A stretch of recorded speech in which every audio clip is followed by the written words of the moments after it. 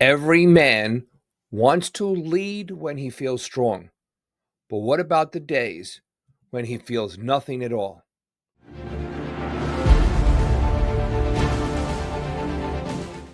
Today's verse: preach the word, be prepared in season and out of season, correct, rebuke, encourage with great patience and careful instruction.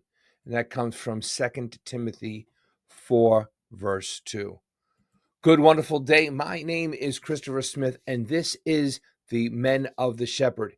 Every Sunday and Wednesday, I will share a devotional for husbands and fathers, men called to lead their homes with strength, humility, and faith. These reflections are designed to challenge, equip, and encourage you to walk boldly as a shepherd in your family and your faith. Okay, guys, some days the spirit hits hard. You wake up ready to serve. You feel God's presence. You lead with confidence and clarity. But most days, it's routine. You're tired. You're stretched. You're not feeling it. And here is the truth, brothers. Leadership doesn't wait on your emotions. If you're tired of leading on autopilot, hit that like button. It tells the algorithm other men need this too. So Paul told Timothy to be ready in season and out.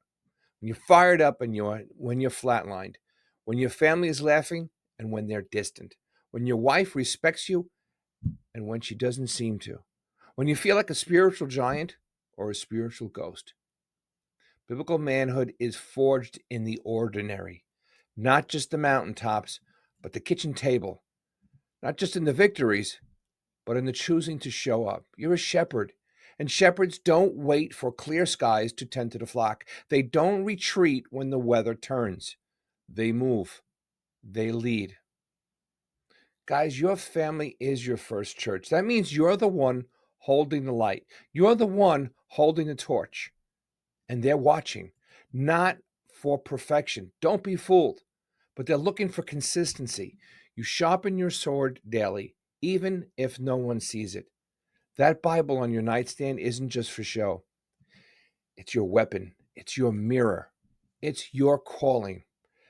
Hey, if this is home, do me a favor, drop a comment. Let me know how you're choosing to lead today. I read every single one. So there was a time I coasted, not walking away, just waiting to feel inspired, waiting for the right moment to lead. But that moment never came. See, that's when God takes a step away and says, let me see what's going to happen here. And that's where you need to show up in conviction. Because my kids don't need an inspired dad. They need a faithful one who reflects Jesus, not just talks about him. So I got back in the Word. I picked up my sword and I started leading, even when I didn't feel ready. And it was tough. I did this during a very difficult time in my life. But now listen, this is not about performance. This is about presence. You're not preparing your family for Instagram. You're preparing them for eternity. So when you pray over that sick child at 3 a.m., when you do the hard thing when no one claps, when no one notices, that's the kind of leadership that changes generations. And maybe, just maybe, Jesus shows up in these moments. Not just through you, but in your wife, in your children, in the everyday echoes of obedience. If you're serious about growing up as a shepherd, make sure to subscribe and follow in this journey with me. So here's your challenge. Will you be the man who waits to feel ready or the man who obeys no matter what? Because the shepherd is calling and the family is watching.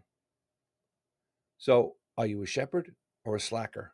What's one area in your home where you've been passive instead of present? And how can you change that starting today? Hey, gentlemen, I thank you so much for being here with me today. As I said before, these devotionals are the heartbeat, the start of my day, and I love doing them. Please let me know if they help you out. Take care. God bless you.